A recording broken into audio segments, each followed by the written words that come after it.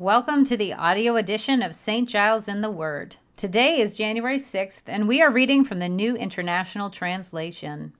Our readings for today are found in the book of Matthew and the Psalms. We begin today at Matthew 7.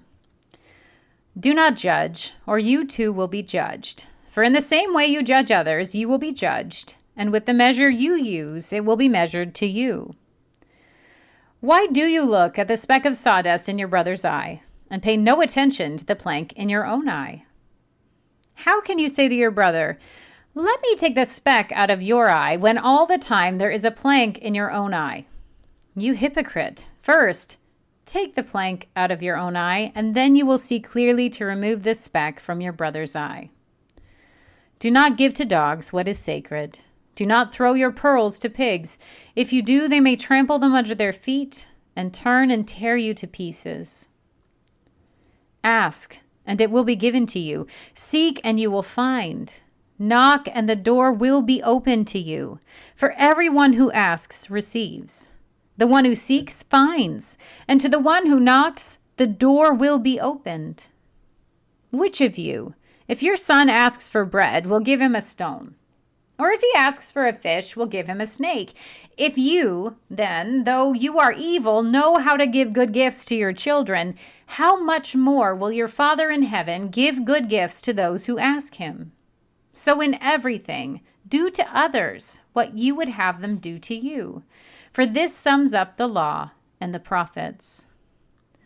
Enter through the narrow gate, for wide is the gate and broad is the road that leads to destruction, and many enter through it.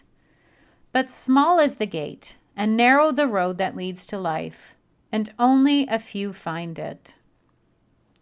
Watch out for false prophets. They come to you in sheep's clothing, but inwardly they are ferocious wolves. By their fruit you will recognize them. Do people pick grapes from thorn bushes or figs from thistles?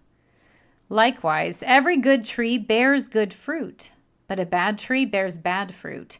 A good tree cannot bear bad fruit, and a bad tree cannot bear good fruit. Every tree that does not bear good fruit is cut down and thrown into the fire. Thus, by their fruit, you will recognize them. Not everyone who says to me, "Lord, Lord," will enter the kingdom of heaven, but only the one who does the will of my Father who is in heaven. Many will say to me on that day, "Lord, Lord, did we not prophesy in your name, and in your name drive out demons, and in your name perform many miracles?"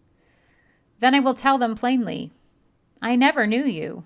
Away from me, you evildoers." Therefore, everyone who hears these words of mine and puts them into practice is like a wise man who built his house on the rock. The rain came down, and the streams rose, and the winds blew and beat against that house. Yet it did not fall, because it had its foundation on the rock. But everyone who hears these words of mine and does not put them into practice is like a foolish man who built his house on sand. The rain came down, the streams rose, and the winds blew and beat against that house, and it fell with a great crash. When Jesus had finished saying these things, the crowds were amazed at his teaching, because he taught as one who had authority, and not as their teachers of the law. We turn now to a reading from the Psalms, Psalm 6. Lord, do not rebuke me in your anger or discipline me in your wrath. Have mercy on me, Lord, for I am faint. Heal me, Lord, for my bones are in agony. My soul is in deep anguish. How long, Lord? How long? Turn, Lord, and deliver me. Save me because of your unfailing love. Among the dead, no one proclaims your name. Who praises you from the grave? I am worn out from my groaning. All night long I flood my bed with weeping and drench my couch with tears. My eyes grow weak with sorrow. They fail because of all my foes. Away from me, all you who do evil, for the Lord has heard my weeping. The Lord has heard my cry for mercy.